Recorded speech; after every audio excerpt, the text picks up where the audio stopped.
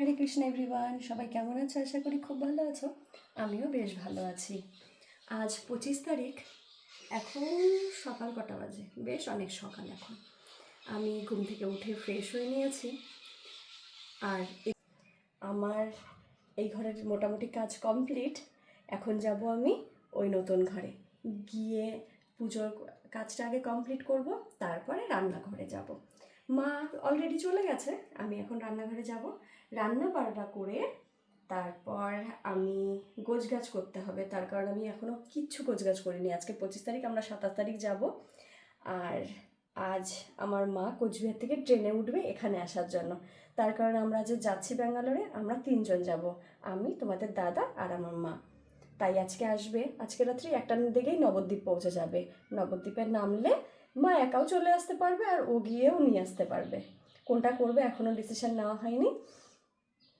দেন এই তো, তারপর আমি এখন যাই ঠাকুর ঘরে, তোমাদের সাথে পরে কথা হবে। আমার পুজো দেওয়া, সকালের ভোগ লাগানো সব কমপ্লিট।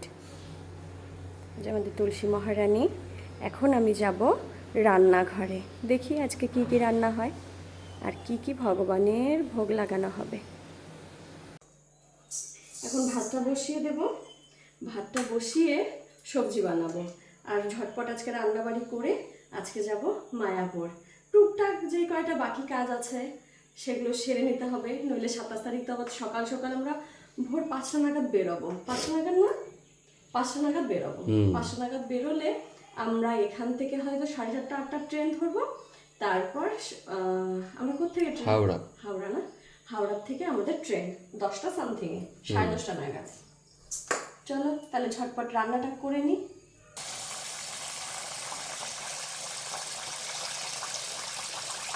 আজকে রান্না কমপ্লিট, আমার ভোগ লাগানো কমপ্লিট। আজকে খুব সিম্পল, আজকে হয়েছে সাদা রাইস, আর এটা হচ্ছে কাঁকরোল আলুর রসা।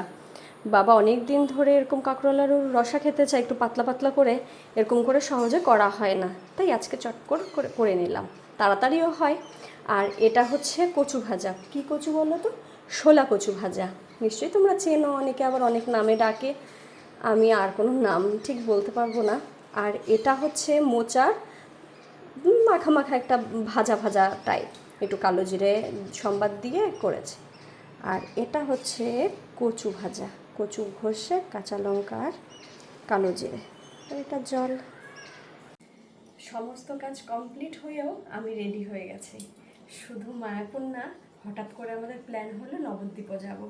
টুকটাক কিছু কাজ আছে, টুকটাক কিছু কাজের মধ্যে শুধু আমার নয়, ওরও কাজ আছে কিছু। তাই এখন বেরোচ্ছি, নবদ্বীপ যাব।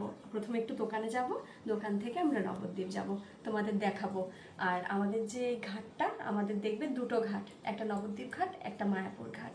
আর মাঝখানে যে গঙ্গার জল, সেটা দুটো কালার, এই পাশে একটা ঘোলা, ওই পাশেটা খুব পরিষ্কার।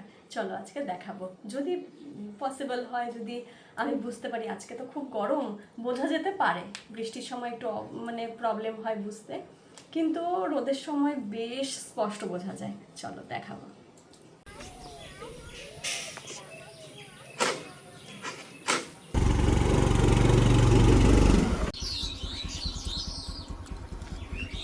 খাবার নিয়েছো?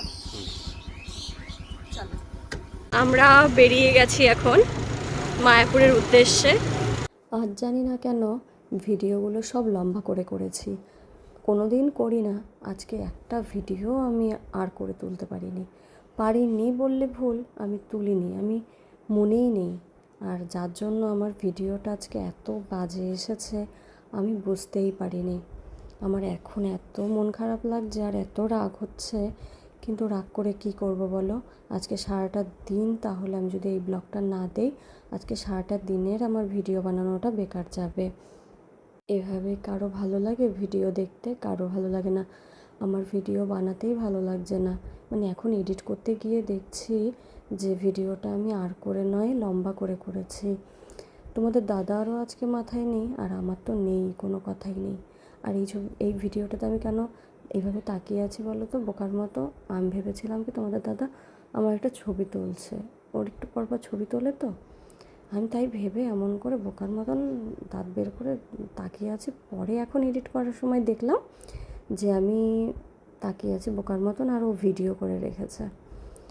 আর যেখান থেকে পেয়ারা মাখা নিয়েছি আমি সম্পূর্ণ ভিডিওটা করেছি, কাকাটাকেও দেখিয়েছি, কিন্তু ভিডিওটা যেহেতু আমাকে জুম করতে হয়েছে আর করার জন্য, তাই কাকাটাকে দেখাতে পারিনি। দেখলে বুঝতে ভীষণ স্মার্টভাবে থাকে, মানে একটা ব্ল্যাক কালার সানগ্লাস পরে, সব সময়ের জন্য পরে, একটা টুপি পরে থাকে। আর মাখাটাও না খুব ভালো হয়। যদি আমি মায়াপুরে খাই তাহলে এখানেই খাই, আর এখানে দারুণ টেস্টি করে, আমাদের যেরকম যেরকম পছন্দ সেরকমভাবে। আজকে বলেছি একটু পেয়ারাটা একটু ছোটো ছোটো করে কাটতে, খুব টেস্টি হয়, তাই আমাকে একদম ছোটো ছোটো করে কাটিয়ে দিয়েছে। আর আজ গিয়েছিলাম কোথায় জানো? কোর্টে, আমাদের নবদ্বীপ কোর্টে। ভয় পেও না, কোনো সেরকম কোনো ব্যাপার ছিল না। ওর হচ্ছে একটা কাগজ হারিয়ে গেছে, একটা ডকুমেন্টস হারিয়ে গেছে, সেখানে একজনের সাথে দেখা করে ডকুমেন্টসটা বানানোর জন্য সেখানে দিয়ে এসছে। আর কোনো কাজ ছিল না, আবার রিটার্ন চলে আসছি। আর তোমাদের বলেছিলাম না জলটা দেখাবো, কিন্তু জলটা একদম বোঝা যায়নি গো, তার কারণ বৃষ্টি হয়েছে না, সব জল ঘোলা, সব জলের কালার একই লাগছে। একটু হয়তো পরিবর্তন বোঝা যাবে, বাট সেভাবেও বোঝা যায়নি, তাই আর ভিডিওটা দেখাতে পারিনি। আমরাও মায়াপুরে পৌঁছে গেছি, আর ভেতর দিয়েই আমরা চলে গেছি। বাইরে তো অনেক রোদ। চলো টাটা।